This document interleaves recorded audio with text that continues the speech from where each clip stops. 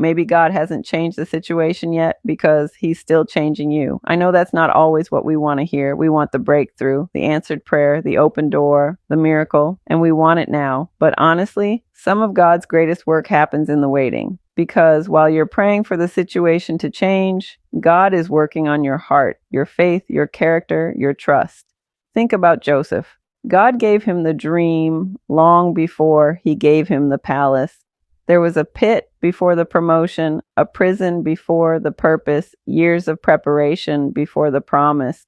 And one thing I've learned, God is far more concerned with who you're becoming than where you're going. Because if God gave us everything we wanted immediately, many of us wouldn't be ready to sustain it. That's why the waiting isn't punishment, it's preparation. So if you're frustrated because God hasn't answered your prayer yet, don't assume he's forgotten you. Don't assume he's ignoring you. And don't assume he's saying no. Sometimes God is simply preparing you for what you've been praying for. Because when the blessing finally arrives, he wants you ready for it. Trust the process, trust the timing, and most importantly, trust the God who is writing the story.